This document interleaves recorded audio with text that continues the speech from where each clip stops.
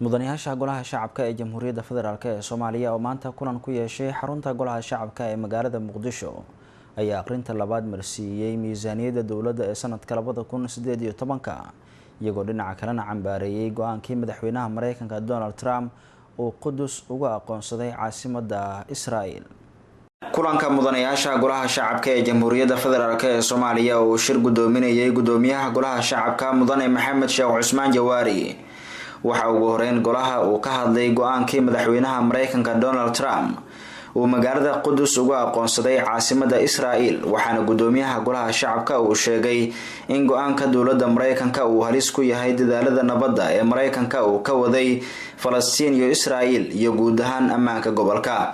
isagoo sheegay in golaha shacabka uu arintaasi qaraar ka soo saari doono. go'aanka kani waxaan u arkaa in dowladda Mareykanka ay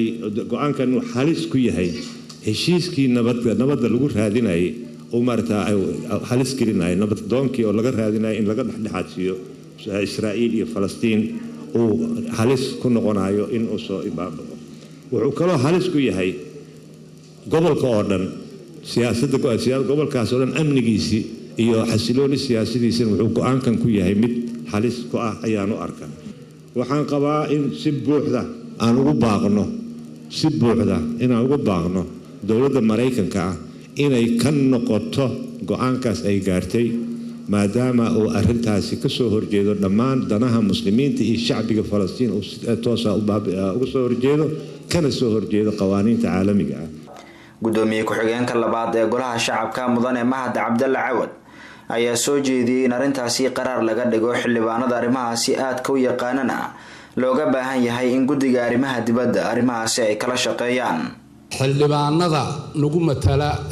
waxa weeye midowga carabtana waa ay baxeen fadhi degdeg ah baa ka jira iyagoo annaga nagu matali doonana go'aan bay ka soo saari doonaan baarlamaanada carabta. waxaana rabnaa inaanu ku xoojinno qaraarkan golaha shacabka guud in ay waxa weeye aanu arintaas iyada ah aanu ku sii adkayno. waxaa kaloona gudoomiyaha u soo jeedin lahaa in xildhibaanada arrimahaas iyada ah xogogaalka u ah sida gaarka ah xogogaalka ugu ah in ay guddiga arrimaha dibadda la soo shaqeeyaan maadaama qaraarku aan rabno inuu noqdo qaraar meel fog gaara. intaasi kadib guddiga maaliyadda ee golaha shacabka ayaa golaha ka hor aqriyay warbixinta guddiga ee odoroska miisaaniyadda qaranka ee 2018 waxaana golaha ka hor aqriyay gudoomiye ku-xigeenka guddiga maaliyadda ee golaha shacabka waxaana kulanka sidoo kale ku sugnaa wasiir ku-xigeenka wasaaradda maaliyadda ee dowladda Soomaaliya Professor Cabdulaahi Sheekh Cali Quluucow. qaar ka mid ah mudanayaasha golaha shacabka ayaa aragtidooda ka dhiibtay warbixinta guddiga iyo wasaaradda maaliyadda ee miisaaniyadda 2018. gudoomiyaha golaha shacabka mudane Maxamed Sheekh Cusmaan Jawaari oo kulanka soo xiray ayaa sheegay in guddiga arrimaha dibadda looga baahan yahay in qaraarkan si degdeg ah ay u soo diyaariyaan guddiga dastuurka ee golaha shacabka oo warbixintiisa uu golaha hor keeno. waxaana gudoomiyaha golaha shacabka sidoo kale uu sheegay in xildhibaanada golaha shacabka lagula xisaabtami doono howlaha ay shacabka u hayaan.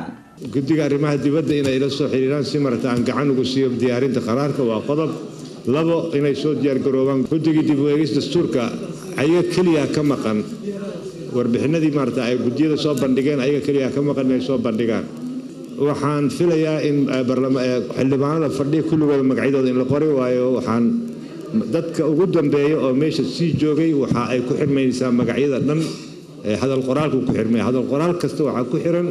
magacyada oo ku firmay oo joogtada ahayd inta fasax la'aan ku maqan inta fasax ku maqan iyo inta markii ugu dambeysay la xiraay si goobjoog ah